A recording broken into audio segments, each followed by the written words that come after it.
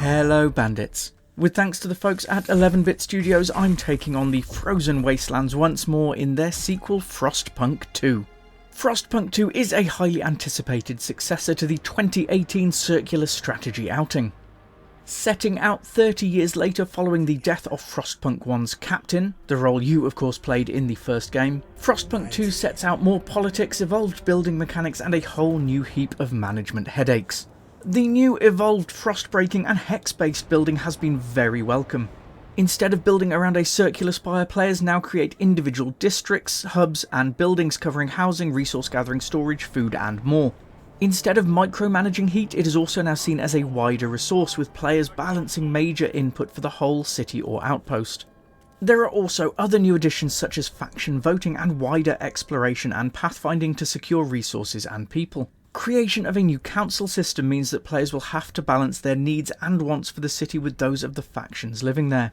This may involve making promises to sway votes or some more strong-arm tactics.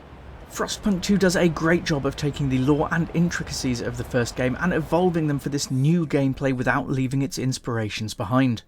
Players who enjoyed the first game will enjoy seeing familiar technologies and the same challenging decisions which influence solid new mechanics rather than being more of the same. Frostpunk 2 is rated by PEGI at 18 and above and by the ESRB as a mature 17+. There is a little blood pictured within the title, but most of the warnings here come from some relatively deep narrative descriptions. Frostpunk 2 includes violence, bad language and sexual themes, and while this is mostly written about rather than shown, it is still very dark. In addition to this, players will have to make a lot of rather disturbing choices throughout the game, and overall it is one which I am rating as adults only.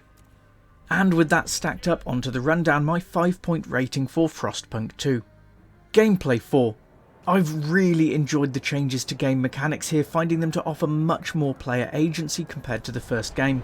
These new elements really build on what the first game offered, and as well as being fun, managed to completely avoid the sequel being more of the same.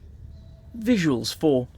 Frostpunk 2 looks great at pretty much every level. I have had a few niggles with frame rate during chaotic whiteouts, but this has been few and far between. My biggest bugbear here is actually a lack of photo mode, which would be great for these new more sprawling cities and settlements. But overall things are looking pretty fancy. Audio 4. The effects and music are well created and well balanced.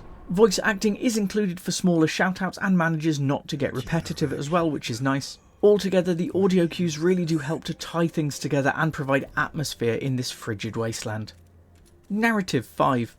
There is a great story here for the second game, and the narrative is really helped by a natural follow-on from the first title. There are loads of little pieces of lore and backstory alongside a good main campaign and lots of narrative to follow along with. Replay 4. With a main campaign somewhere around the 9 to 10 hour mark, different ways you can approach survival, and the Utopia builder mode with various start locations and an option for endless mode, there is a decent amount to be getting back to here. Altogether, my Pixel Bandits, now we're cooking with coal, level for Frostpunk 2 is an outstanding 9 out of 10. Frostpunk 2 is a game packed with grim tales, dark choices and thankless tasks, but if that's the kind of narrative vibe you like, then it's one which will make you very happy.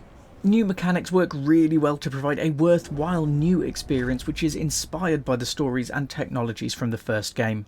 It's been a well thought out adventure which has benefited from the studio experience with the original Frostpunk and provides a freer strategic experience.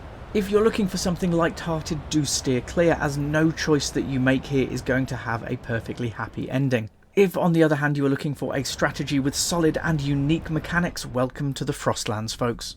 As ever, to provide my review and common sense parents guide, I received a free copy of Frostpunk 2 from the folks at 11-Bit Studios.